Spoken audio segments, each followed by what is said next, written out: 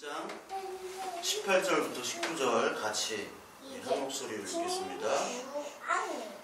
하나님의 진노가 불의로 진리를 막는 사람들의 모든 경건하지 않음과 불의에 대하여 하늘로부터 나타나느니 이는 하나님을 알만한 것이 그들 속에 보임이라. 하나님께서 이를 그들에게 보이셨느니라. 아멘. 오늘 이 시간에는 하나님께서 우리의 죄를 조성하신 분인가에 대해서 말씀을 드리겠습니다. 우리의 몸과 또 이 세상의 우주를 보면은 참 정교하다라고 생각이 들죠. 그러면서 그걸 보면은 하나님께서 정말 살아계시구나라고 우리가 느낄 수가 있습니다. 근데 반면에 이 세상의 자연재해나 또 죄악들을 볼 때 하나님은 정말 살아계신가? 라고 이렇게 얘기를 할 수가 있겠죠. 그래서 스리랑카에 그 폭탄 테러가 또 났죠. 폭탄 테러는 항상 일어나고 그 부활절 예배 시간에 스리랑카에 이제 이슬람도 있고요, 불교, 힌두교가 다 있잖아요. 그 속에서 신앙생활을 한다는 것은 상당히 위험한 그런 행위입니다. 상대적으로 다른 국가에 비해서는 안전할 수도 있겠죠. 스리랑카가 다른 그 이슬람 국가에 비해서는. 근데 그런 사건을 볼 때 하나님께서는 과연 어디 계신가? 우리나라에서도 새벽기도 시간에 어떤 아이가 죽었죠.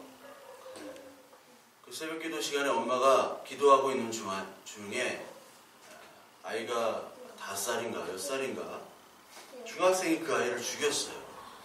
그 교회에 있는 중학생 아이가. 그 새벽기도 시간에 그랬다는 거예요. 그러니까 하나님께서 기도하고 있는 그 엄마의 기도를 그 하나님은 들어주신 건가? 안 들어주신 건가? 하나님 과연 그때 어디 계신가? 그런 문제가 있죠. 그러니까 하나님은 어떤 사람에게는 계시기도 한 분 같지만 어떤 사람에게는 하나님은 안 계신 분으로 생각할 수 있다는 거예요. 오늘 하나님은 죄의 조성자인가? 그걸 오늘 말씀드리려고 하는데, 하나님께서는 과연 우리에게 죄를 짓도록 만드신 분인가에 대해서 우리는 많이 생각을 해봤을 겁니다.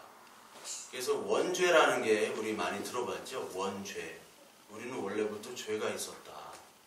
근데 이게 원죄라는 거를 어떤 분들은 굉장히 안 좋은 부정적인 것으로 얘기를 해요.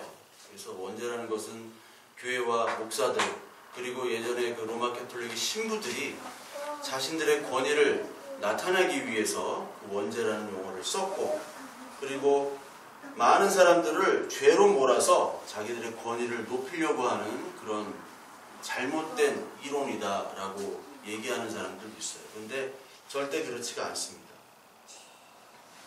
원죄라는 것을 쓰는 이유는 그 초대 교구들이 인간의 부패성과 그 타락성을 나타내기 위해서 원죄라는 용어를 썼을 뿐이에요. 성경에는 원죄라는 용어는 없습니다. 그런 용어를 썼을 뿐인데 그거를 안 좋게 생각할 필요는 없습니다. 그래서 원죄라는 것은 원래 터툴리안이라는 사람이 처음 언급을 했고, 그 다음에 이제 아우구스티누스, 우리가 많이 들었던 아우구스티누스가 이제 원죄라는 것을 이제 확립을 했는데, 원래 이게 죄가 어디서부터 나왔느냐, 악은 어디서부터 나왔느냐에 따라 많은 종교들의 그 죄에 대한 관념이 달라지거든요.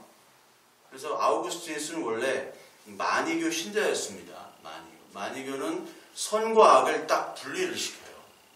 그래서 우리가 선한 존재와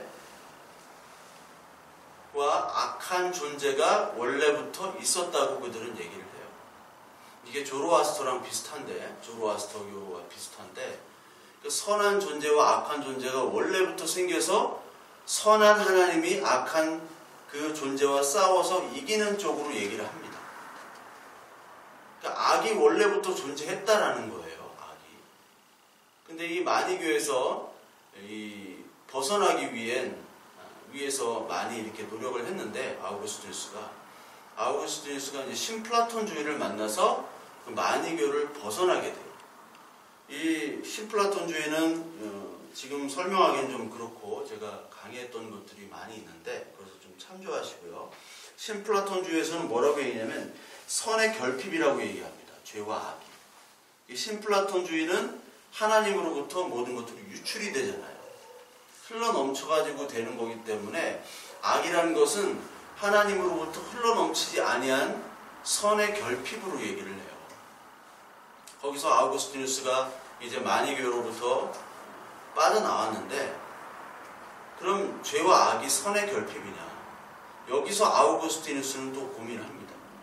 그러면서 원죄론을 얘기할 때 원죄론은 인간, 그 아담이 자유의지를 오용했기 때문에 그 자기 결정을 나쁜 쪽으로 사용했기 때문에 그 죄가 생겼다라고 아우구스티누스는 결국 결론을 내리고 그 아우구스티누스 이어서 이제 칼빈이나 그리고 청교도 그 개혁주의 신학 쪽으로 가는 모든 분들은 다 인간의 자유의지의 남용으로 죄를 보게 되죠. 저도 물론 같은 쪽으로 생각을 합니다. 근데 오늘 이 원죄, 이 죄를 얘기할 때 이 죄는 뭐부터 생각을 해야 되냐면요.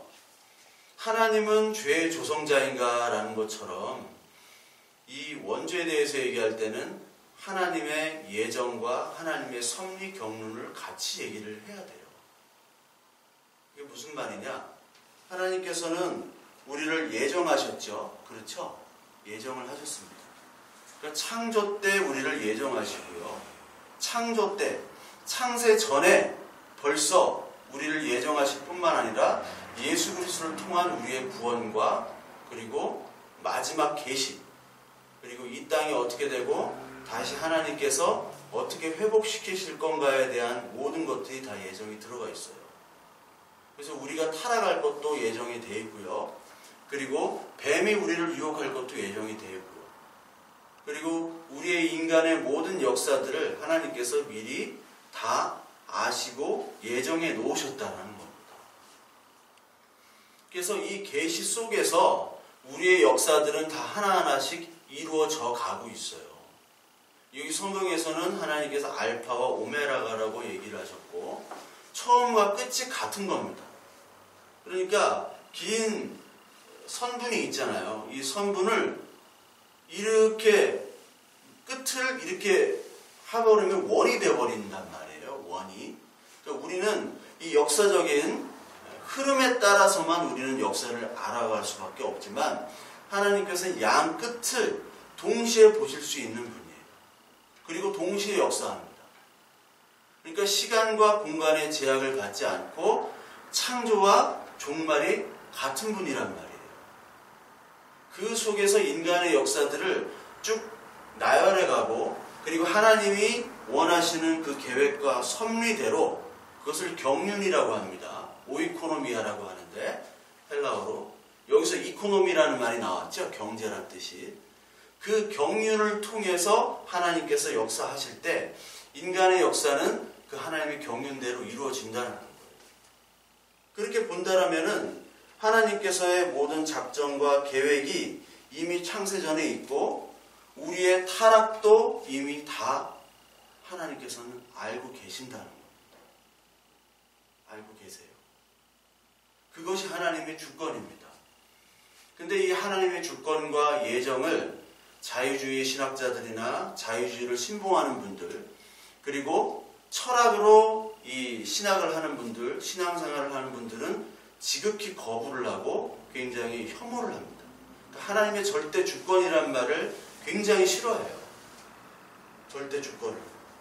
그러니까 하나님은 하나님의 계시에 따라 하나님의 경륜에 따라 인간의 사건들을 하나하나씩 역사에 내가고 있으시죠. 그래서 선악과 사건이라든가 노아의 방주 사건이라든가 아니 모세 그리고 다윗 그리고 이스라엘의 멸망 그리고 주변 것들의 흥망성쇠 그리고 나중에 이제 예수 그리스도가 오지요.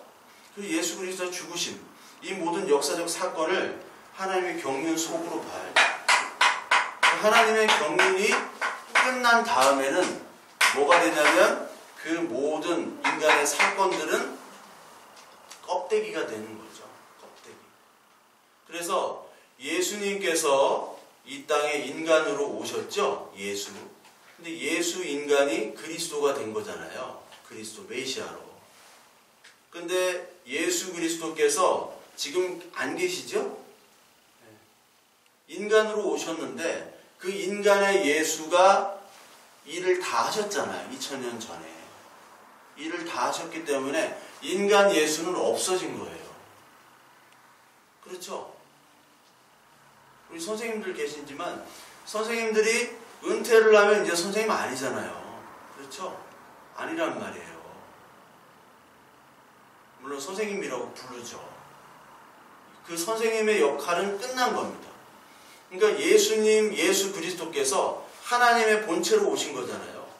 인간의 모습으로 인간의 사역을 다 하시고 죽으셨으면 이제 인간 예수는 없는 거예요.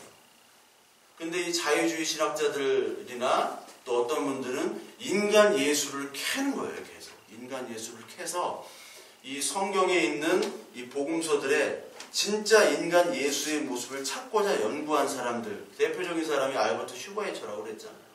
알버트 슈바이처. 의사면서 원래 신학자였어요. 신학자 하다가 의사하고 원래 오르가니스트 하다가 신학도 하고 의사도 하고 삼관왕 타이틀을 가진 세계 최고의 오르간 연주자였잖아요. 그러니까 그 사람의 기준에서는 인간 예수를 파고드는데 그 인간 예수는 껍데기란 말이에요. 연구할 필요가 없어요. 그래서 예수님을 본받자 이런 얘기도 그 예수님을 본받을 수는 있습니다. 근데 그 인간 예수에 대한 그 껍데기를 본받을 필요는 없단 말이에요. 무슨 얘기인지 이해를 하셔야 되는데 인간 예수로서의 인간 예수는 흠도 없으셨잖아요. 그걸 우리가 다 따라할 수는 없어요. 근데 예수님의 인격, 예수님의 사역을 우리가 본받자 하는 것은 어떻게 보면은 가능한 얘기이기도 하지만 불가능한 얘기이기도 해요. 왜? 인간 예수는 이제 없기 때문에 그렇죠. 그 사역이 다 끝나셨단 말이에요. 오늘 이 하나님의 진노와 죄를 얘기하면서 하나님은 왜 진노를 하실 수밖에 없는가? 그리고 인간의 죄, 원죄에 대해서 오늘 설명하고 있는데 그 원죄에 대해서 가장 설명을 많이 할 때 쓰이는 본문이 로마서 5장 12절입니다. 우리 로마서 5장 12절 한번 볼까요? 로마서 5장 12절 보면 그러므로 한 사람이 말미암아 죄가 들어오고 죄로 말미암아 사망이 들어왔나니 이와 같이 모든 사람이 죄를 지었으므로 사망이 모든 사람에게 이르렀느니라. 이런 표현이 있습니다.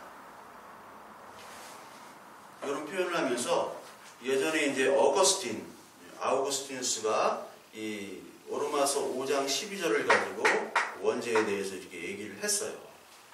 근데 여러분 요 5장 12절 원죄와 죄의 유전에 대해서 어거스틴이 얘기했고 또 많은 그 신학자들이 얘기했던 것들을 에라스무스가 이제 반박을 하는데요. 에라스무스는 인문학계의 황태자 아닙니까?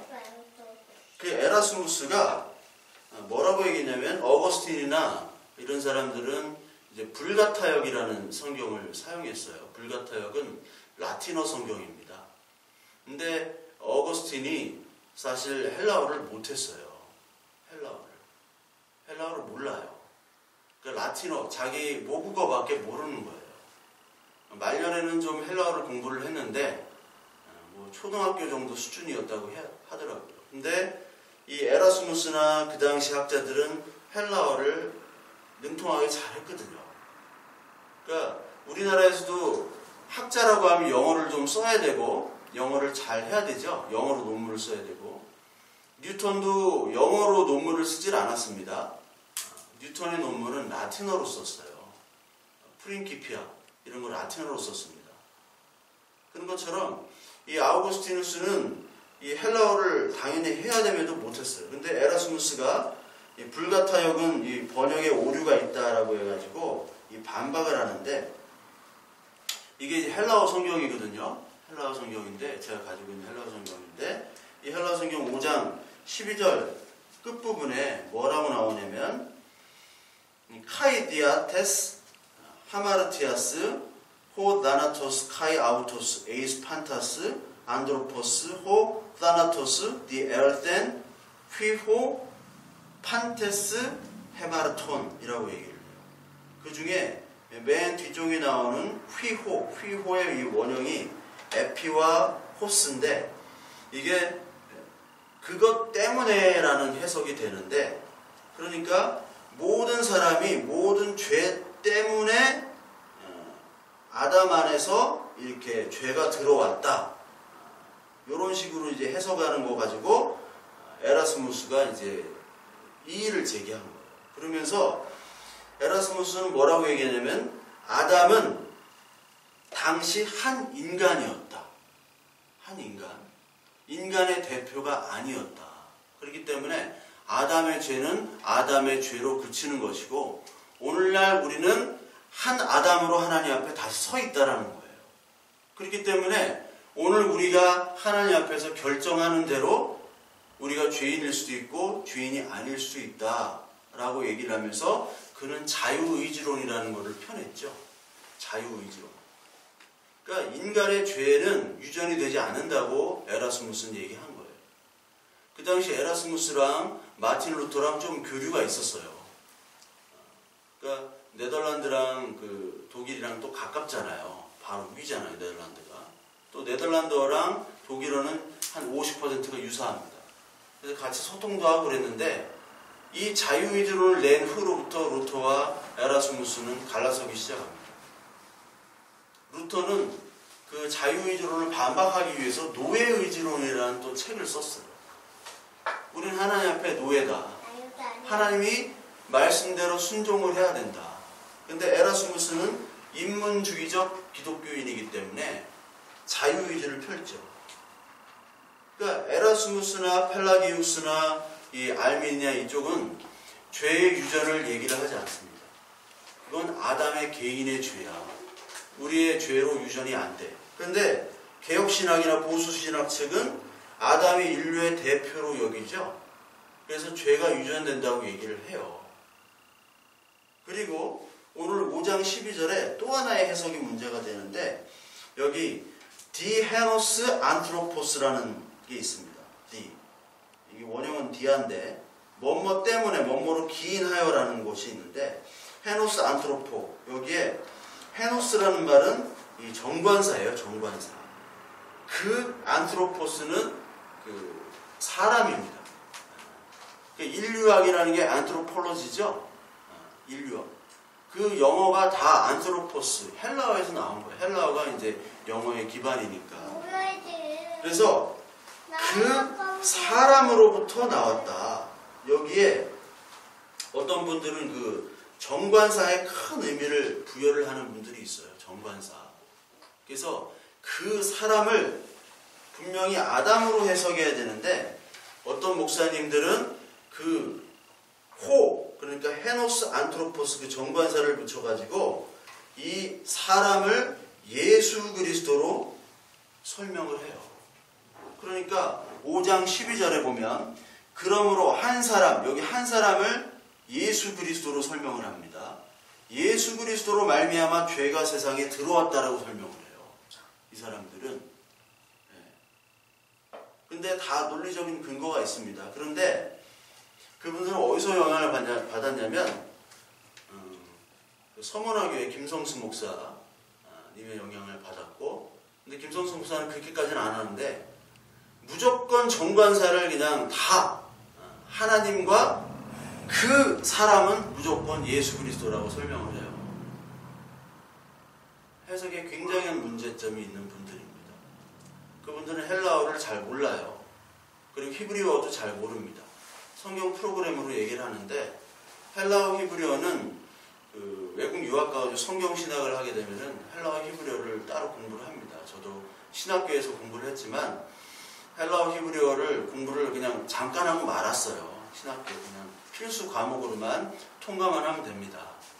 근데 헬라어 히브리어의 문법들이 여러 가지 의미들을 포함하고 있고요.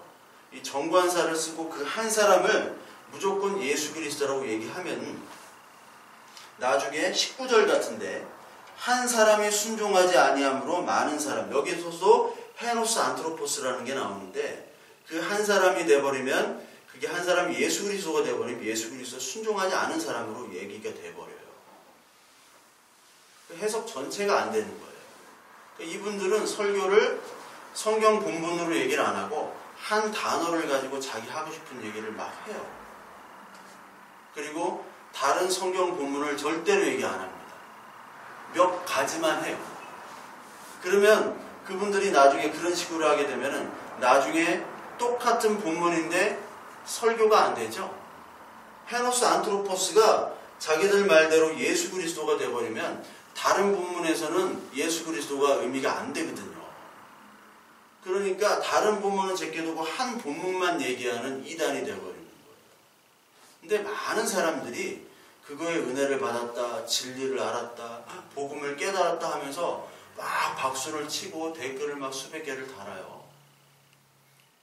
그런 걸 볼 때 저는 그걸 얘기하는 목사님들도 자기가 무엇을 얘기하는지도 모르고 그걸 듣는 사람들도 무엇을 얘기하는지 모르는데 우리나라 사람들은 척하는 거 있잖아요. 아는 척, 은혜 받은 척.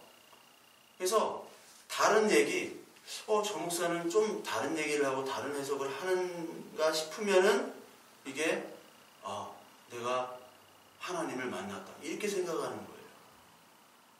이게 정치권도 마찬가지고 우리나라 정치권을 한번 보세요. 어떤 사람이 막 말을 청산유수처럼 하면 저 사람이 하는 얘기가 다 맞는 거로 생각해요. 우리나라에는 그걸 깊이 뿌리 깊이 그거를 보는 사람은 없고 감정적인 보수주의자, 감정적인 진보주의자, 감정적인 기독교인들 투성이라고. 이게 왜 그렇게 나왔는지를 몰라요. 얘기하는 목사도 모르고 듣는 사람도 모르는데 서로 다 척하고 은혜 받은 척하고 내가 하나님의 말씀을 깨달았다라고 생각하는 사람들이 너무나 많다라는 겁니다. 헬라어 히브리어는 우리나라에 잘하는 사람이 없습니다. 단언컨대. 서양의 자유주의 신학자들은 헬라어 히브리어를 모국어처럼 해요. 근데 알면 뭐하냐고. 다 자유주의인데. 예수 그리스도를 안 믿는단 말이에요. 그러니까 지식으로 아는 게 아닙니다. 하나님의 말씀을 지식으로 아는 것도 아니고 하나님의 말씀을 통해서 우리의 죄가 깨달아져야 돼요. 얼마나 우리가 큰 죄인인지를 알아야 됩니다.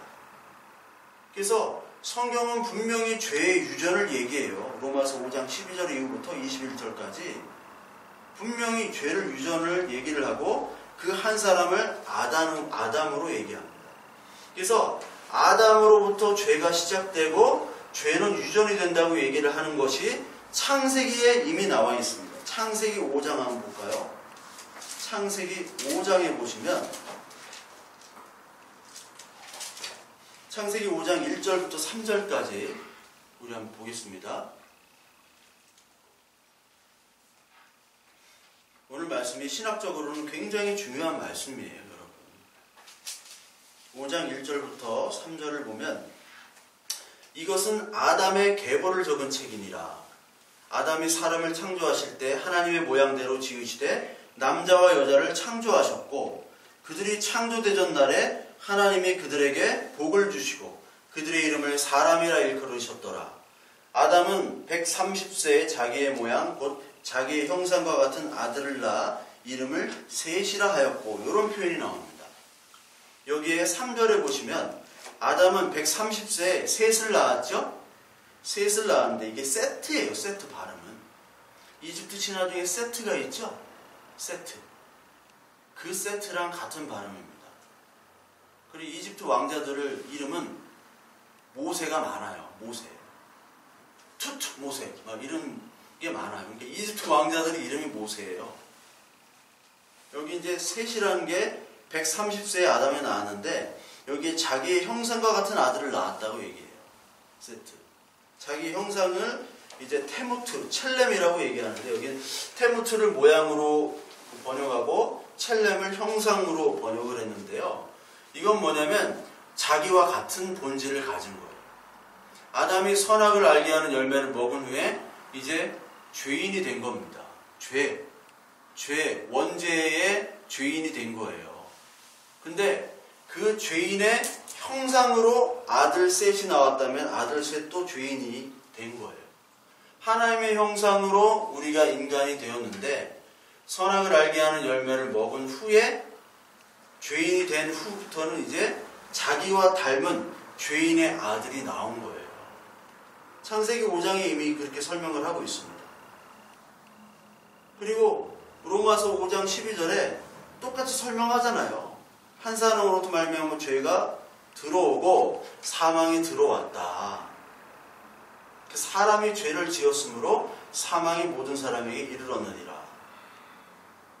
5장 19절에 한 범죄로 많은 사람이 정죄에 이른 것 같이 5장 18절에 나오죠? 로마서 5장 18절. 한 의로운 행위로 말미암아 많은 사람이 의롭다 하심을 받아 생명에 이르렀느니라. 한 사람이 순종하지 아니함으로 많은 사람이 죄인 된 것 같이 한 사람이 순종하로 많은 사람이 의인이 되리라. 한 사람 예수 그리스도로 말미암아 의인이 됐지만 그 전에 아담으로 말미암아 많은 사람들이 죄인이 되었다 라고 성경에서 분명히 얘기를 하고 있어요. 10편 51편 5절에는 어머니가 죄 중에서 나를 잉태했다고 다윗이 표현을 합니다.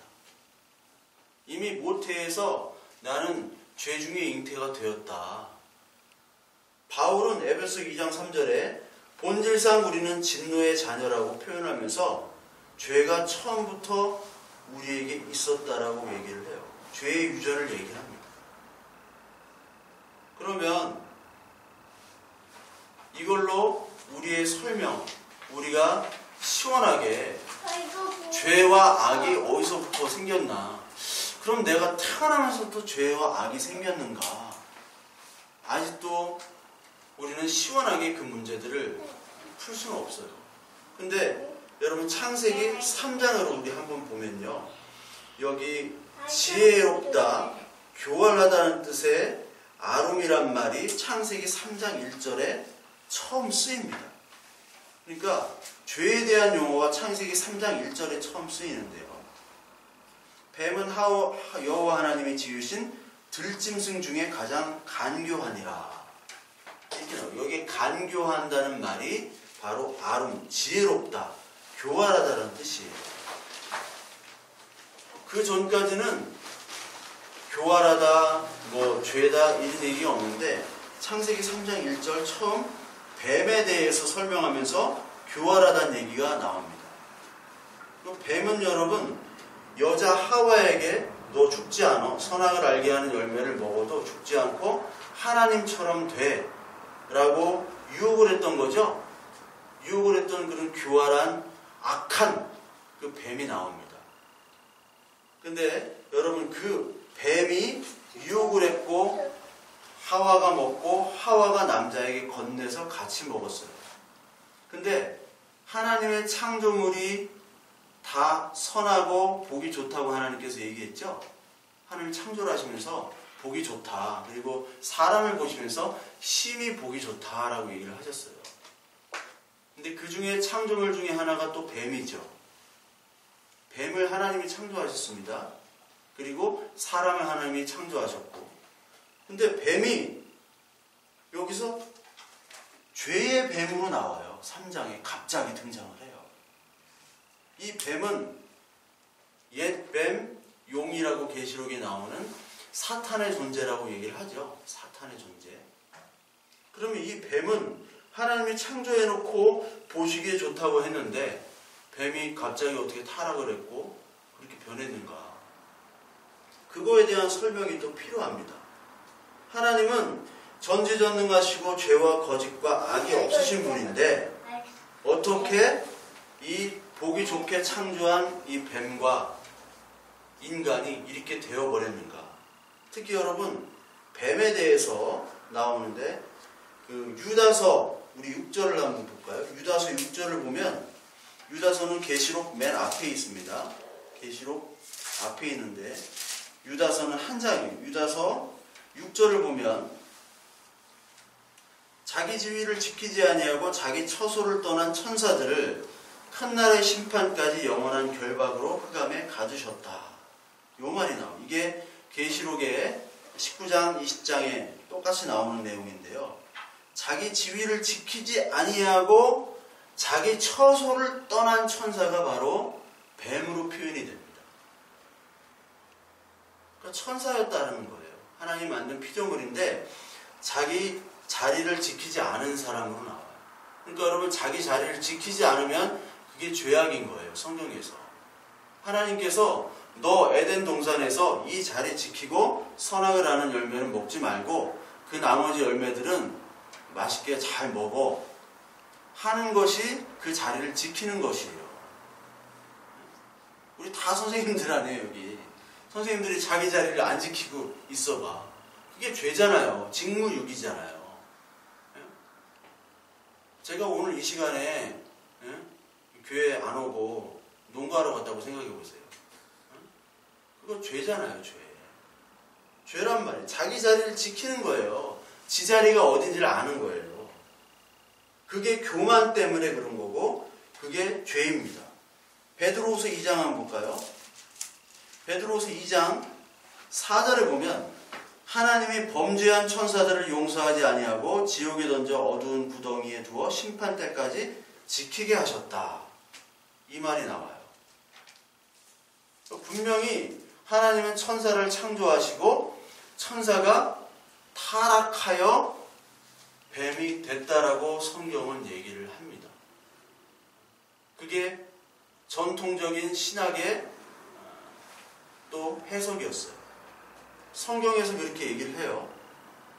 근데 어떻게 타락했느냐면 자기 스스로 타락하는 거죠. 자기의 판단에 의해서. 그리고 하나님께서 그거를 사실 허락을 하셨어요. 타락하도록.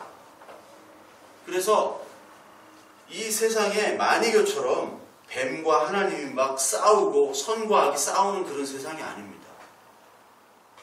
이 뱀은 하나님 손 안에 있는 거예요. 하나님 손 안에. 여러분 잘 이해하셔야 돼요. 하나님 손 안에 있어요. 그래서 욥기서를 보면은 그 사탄이 욥을 시험하려고 하는데 하나님께 묻습니까? 안 묻습니까? 묻지요. 얘 좀 시험해도 되겠습니까? 그래라 이렇게 하잖아요. 하나님의 허락을 받아야 돼요. 사탄은, 뱀은. 하나님이 너 타락하도록 하나님께서 그냥 허용을 하신 거예요. 네가 마음대로 해봐. 네가 아무리 발버둥 쳐도 내 손 안에 있어. 인간도 마찬가지입니다. 인간도 네가 아무리 발버둥 쳐야 내 손 안에 있다라는 거예요. 하나님의 자녀는요, 아무리 발버둥 쳐도 하나님께서 끝까지 인도해 가세요. 그게 하나님의 허용이고 그걸 신학적 용어로 허용적 작정이라고 얘기합니다. 허용하도록 작정을 하신 거예요. 뱀이 창조되고 뱀이 사탄이 돼가지고, 사탄이죠, 뱀이. 우리 인간을 유혹했을 때 인간이 넘어가는 것. 이것들을 다 하나님이 허용을 하셨어요. 허용을 했습니다. 사탄을 물러가요? 응, 그렇지. 사탄을 물러가라. 우리 주한이 유행이야. 예. 무슨 착한 물러가요? 예, 물러가요.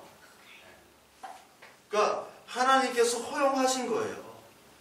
근데 이 창세기 3장을 갖다가요, 또 어떤 목사님 이상하게 해석을 하는 분들이 있는데, 창세기 3장 뱀과 이 여자 하와가 연합해가지고 이 아담을 공격했다, 뭐 이런 식으로 하는 분이 있어요.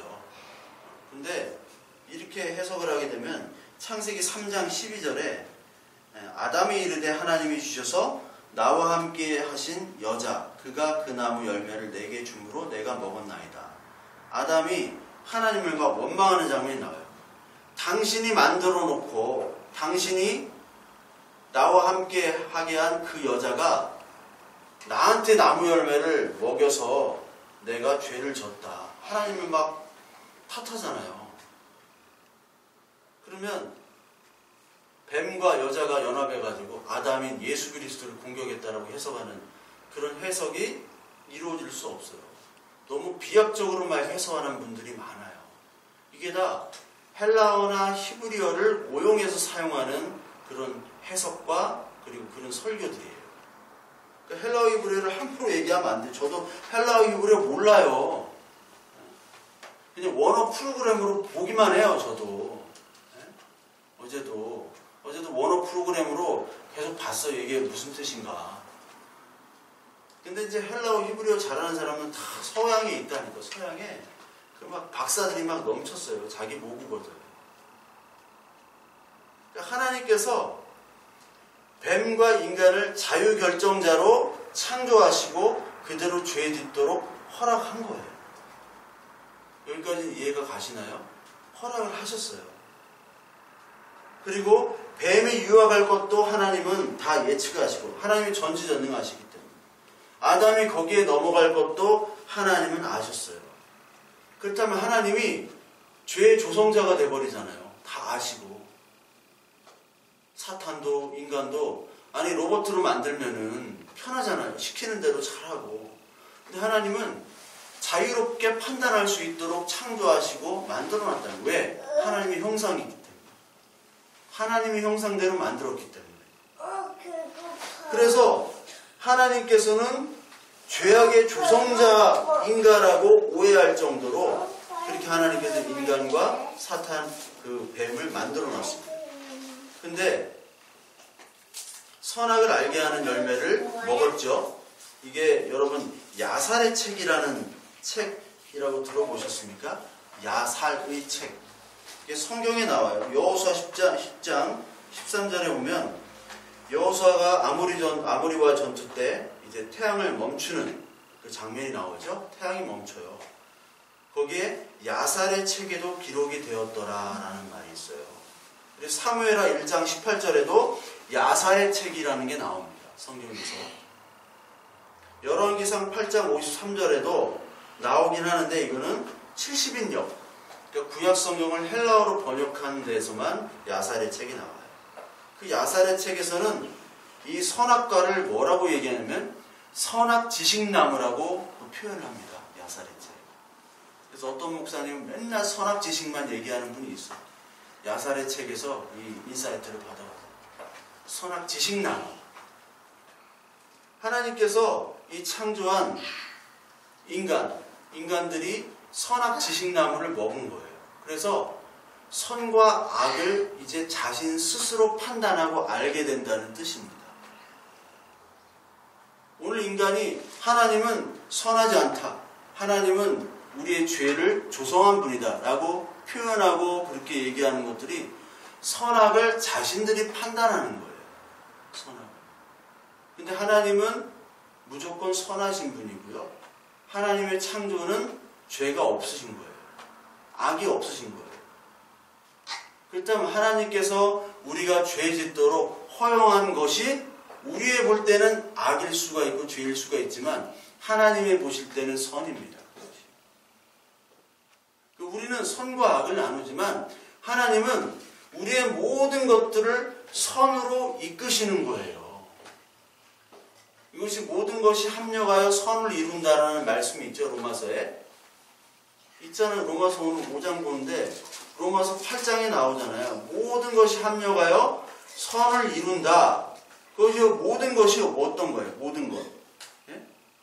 모든 것은 바로 우리가 생각하는 악한 것, 죄악, 그리고 우리의 나쁜 것, 잘못된 선택까지도 하나님이 하나님의 자녀를 만들도록 하는 그 선한 일에 쓰임 받는 거예요. 그렇다면 그게 선한 거예요. 사람이 볼 때 바리새인이나 그리고 서기관이나 이렇게 아주 바른 생활을 하는 사람들, 그 사람을 여러분 선이라고 생각하지 마세요. 예? 선으로 생각하지 말란 말이에요. 성경에 그게 선이 아니에요. 그래서 예수님이 바른 생활하는 바리새인과 서기관을 그렇게 악으로 사탄의 자식, 뱀의 새끼들이라고 공격하신 거예요. 그리고 악을 행했던 사람들 있죠? 세리, 죄인, 창녀, 이런 사람들은 하나님께서 오히려 선하다고 얘기하셨어요. 선하다. 그러면서 하나님께서 뭐라고 얘기하시냐? 이 바울을 통해서 죄가 많은 곳에 은혜가 더하다. 우리 로마서 12장 보지만 로마서 20장 한번 보세요. 율법이 들어온 것은 범죄를 더하게 하려 함이라. 그러나 죄가 더한 곳에 은혜가 더욱 넘쳤나니. 이런 말이 있는 거예요. 하나님은 뱀을 타락하게 한 것도, 그리고 아담이 이게 먹게 되는 그런 자기 판단도 하나님 안에서는 선입니다. 우리의 죄악을 선으로 바꾸세요. 창세기 50장 20절 우리 봅시다. 창세기 50장 20절. 50장 20절 요셉이 얘기합니다. 당신들은 나를 해하려 하였으나 하나님은 그것을 선으로 바꾸사 오늘과 같이 많은 백성의 생명을 구원하게 하시려 하셨나니. 요 말이 있습니다. 당신들은 나를 구덩이에 묻어가지고 산채로 죽이려고 했고, 그리고 상인들에게 팔아가지고 애굽으로 난 끌려왔다. 그것은 볼 때 악입니다. 분명한 악이에요. 근데 그 악을 하나님은 선으로 바꾸셨다는 얘기예요. 악을. 그래서 이 형제들이 모여가지고 뭐라고 얘기합니까? 우리가 이렇게 고난을 받는 이유는 요셉 그 막내 동생을 우리가 그런 일에 처했기 때문에 우리가 벌 받는 거다라고 얘기하잖아요. 그러면서 자기의 죄악을 깨닫는 거예요. 거기서 그 악을 통해서 자기의 죄악을 깨닫고 하나님의 선으로 가는 선한 도구로 쓰였다는 겁니다. 아브라함이 이삭을 바치려고 하죠. 네. 아브라함이 이삭을 바치려고 할 때 그때 하나님께서 막습니다. 살인, 자기 자식을 죽이는 거예요. 그 악을 통해서 하나님께서도 바꾸시는 선을 역사로 이루어지시는 거예요. 예수님도 마찬가지로 예수님이 사람이 볼 때는 예수님은 악을 행한 분입니다. 죄악을 행하셨어요. 맨날 술 드시고 포도주, 그리고 막 밥 먹고 죄인들이랑. 그리고 안식일 지켰습니까? 안 지켰죠. 안식일도 안 지켰어요. 예수님은 비난의 대상이었어요. 예수님이라고 하는 분이 와가지고 안식일도 안 지켜, 율법도 안 지켜, 죄인들이랑 놀아, 막 시체 죽은 자 만져가지고 막 살려. 그거 안 살렸으면 큰일 날 뻔했어. 살렸으니까 그렇게 죄인이 안 됐지. 예수님은 늘 죄인으로 취급을 받았던 분이에요. 근데 예수님이 뭐라고 얘기하세요? 안식일 때, 안식일은 사람을 위해서 있는 거지 안식일 자체를 위해서 있는 것이 아니다. 그리고 안식일의 주인은 나다. 안식일의 주인이 난데 내가 그거를 니들이 정한 법에 내가 지킬 필요가 없잖아요. 집주인이 세 내고 사는 거 봤어요? 우리 집주인이 4층으로 이사 오셨어 또. 집주인이 세 내고 안 살잖아요. 들어온 사람이 세를 내야 되는데 집주인이 세 내고 안 살잖아요. 주인은 값을 치를 필요가 없단 말이에요. 하나님은 안식일을 지키실 필요가 없는 분이에요. 안식일을. 야, 여기 네 집처럼 막 써. 주인의 허락을 받으면 막 써도 돼요. 뭘 하건 간에 상관이 없는 거예요. 노아가 술 취해가지고 자기의 천막이 있었잖아요. 장막. 장막이 그게 에덴이고 그게 하나님의 나라고 그 장막이 성전이고 교회고 우리의 몸이고 새하늘과 새 땅의 표현입니다. 장막, 성막이. 거기서 자기 텐트 안에서 빨가벗고 술 취해 누웠어요. 남의 집에서 그런 게 아니란 말이죠. 그러면 죄가 아닌데 두 아들은 그거를 덮어줬단 말이에요. 근데 하나들은 아이고 우리 아빠 이 술 처먹고 지금 저렇게 됐다 막 이렇게 하잖아요. 그게 죄인 거예요. 그게 빨가벗고 자기 술 취해가지고 누워있는 게 죄가 아니란 말이에요.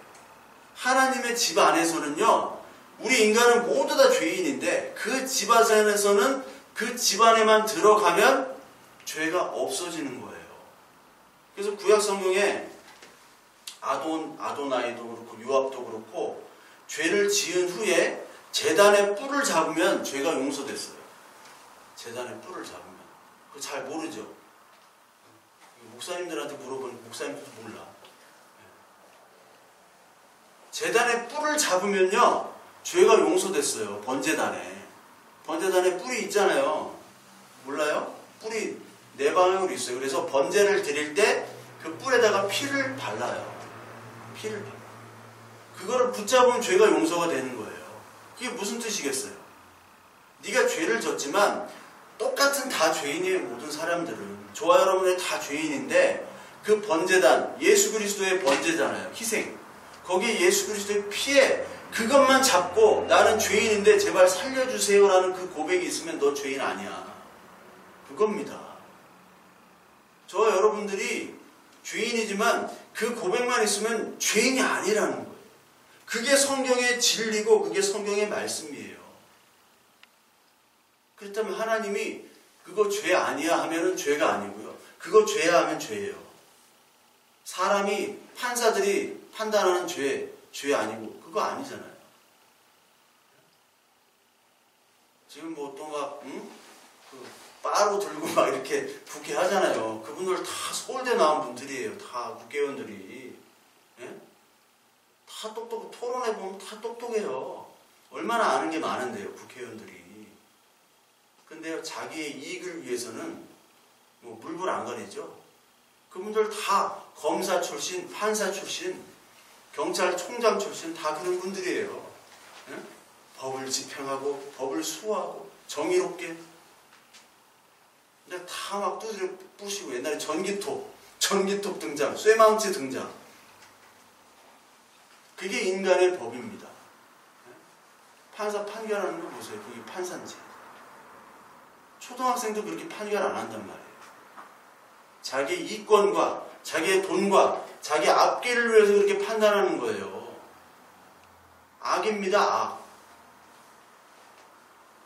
하나님이 여리고성에서 남녀노소, 소양, 나귀 다 죽이라고 그랬어요.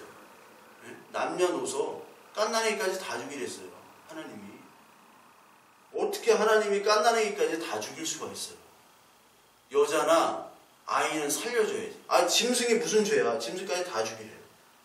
사이코패스죠, 하나님. 사이코패스 수준이에요.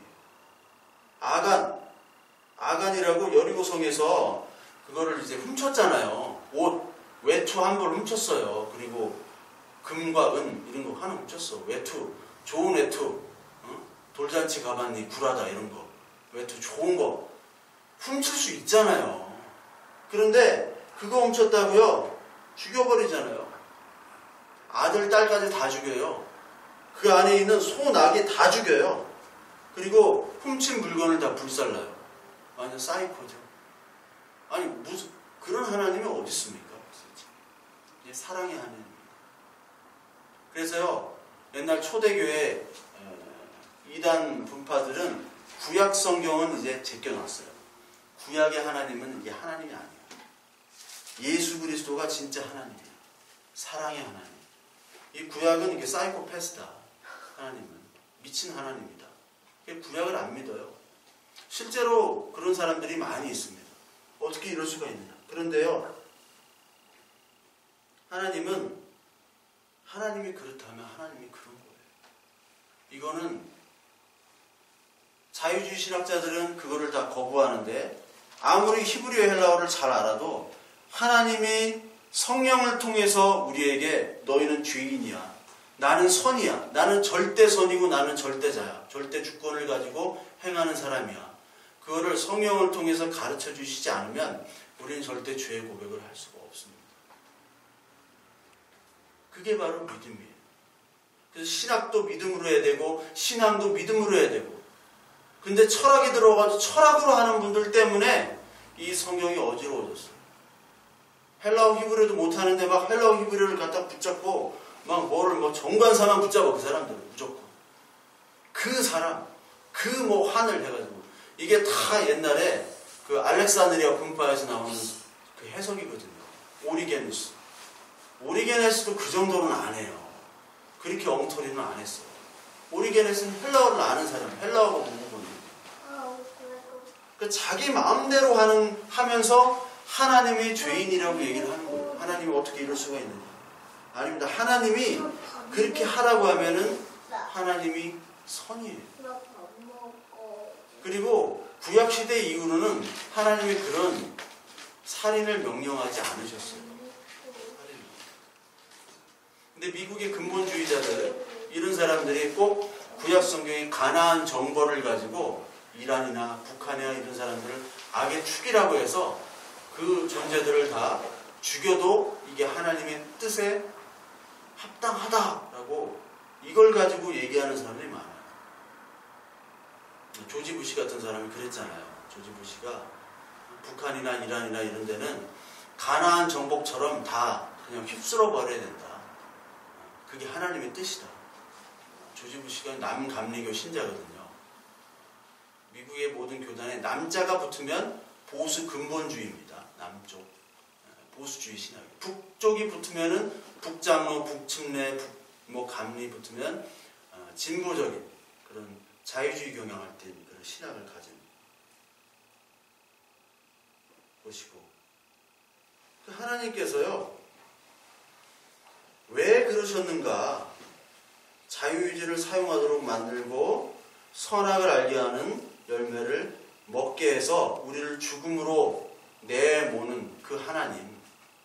근데 우리를 죽음으로 내모는 것이 바로 하나님의 섭리였다라는 거예요. 이게 갈라디아서 3장에 나옵니다. 갈라디아서 3장 21절 우리 같이 볼게요. 21절부터 22절까지. 그러면 율법이 하나님의 약속들과 반대되는 것이냐? 결코 그럴 수 없느니라.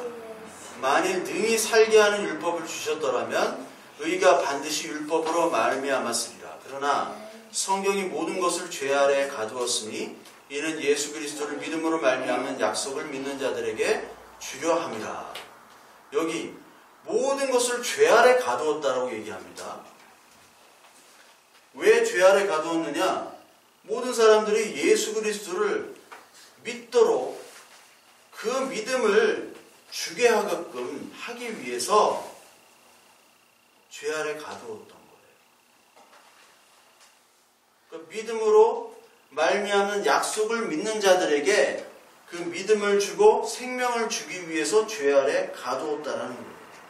그러니까 하나님은 이걸 보고 많은 사람들 또 하나님 병 주고 약 주고 하네? 못 믿겠어. 이렇게 얘기하면 할 말이 없어요. 하나님께서는 분명히 모든 역사의 섭리들을 하나님의 계시 완성에다 초점을 맞추시는 분이에요.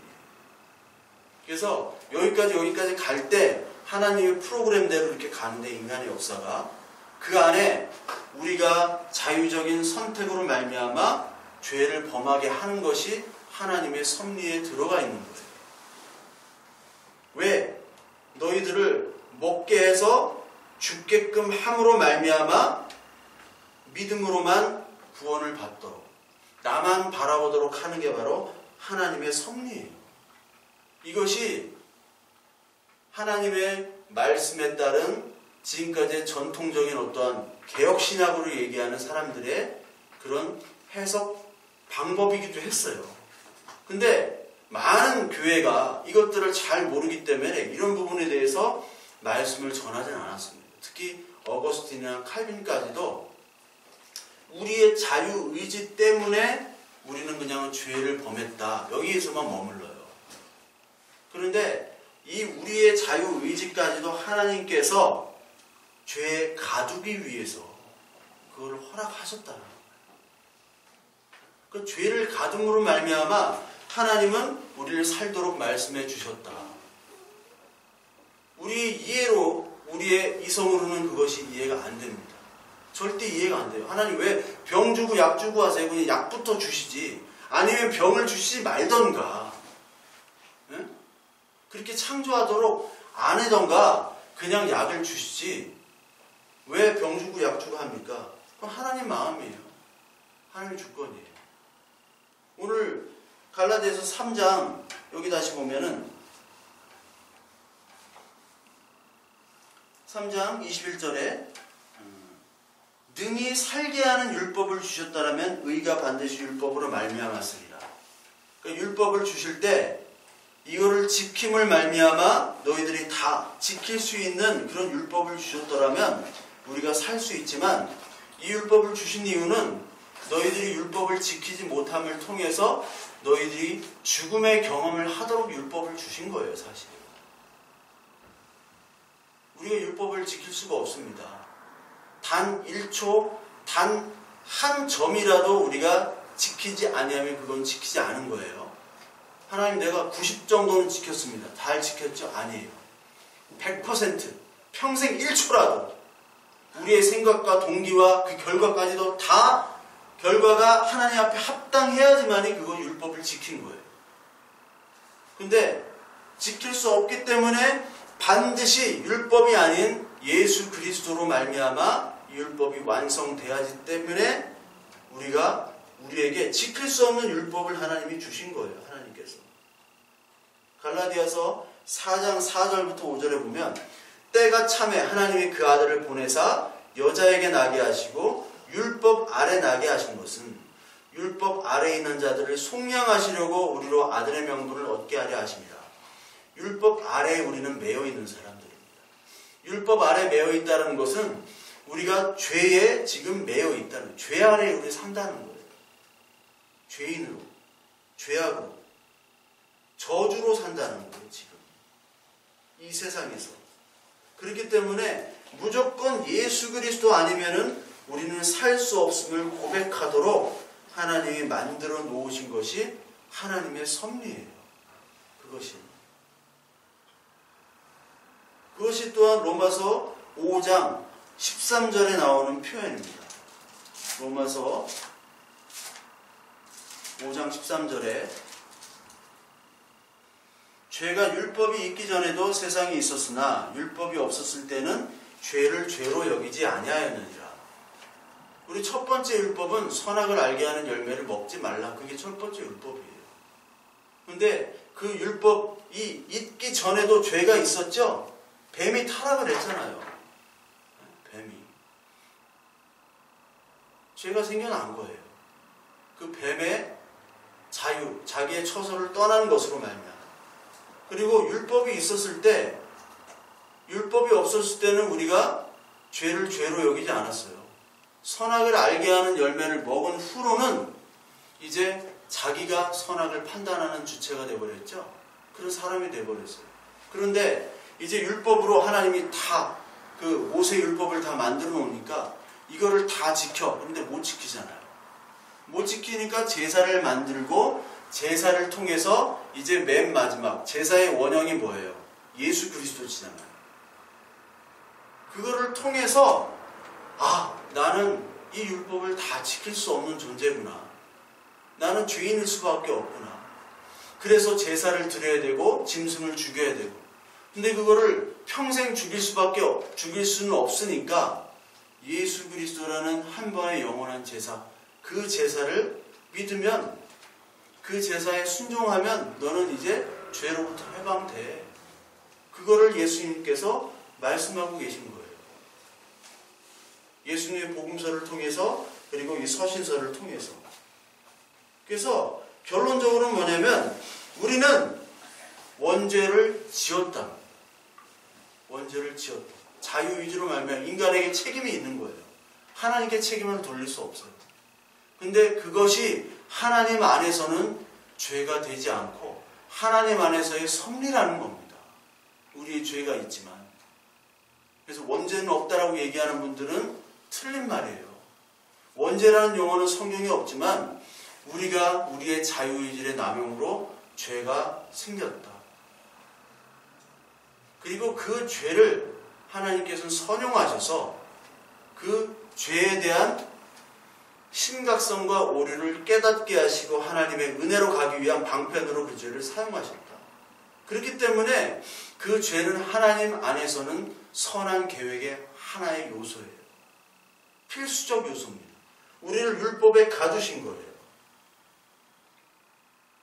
이렇게 설명을 하고도 설명이 사실 합리적으로는 되진 않아요. 이건 신앙의 문제이기 때문에. 그래서 옛날에 이레니우스라는 사람은 어떻게 설명하냐면 하나님께서 죄의 환경을 주셨다고 얘기해요.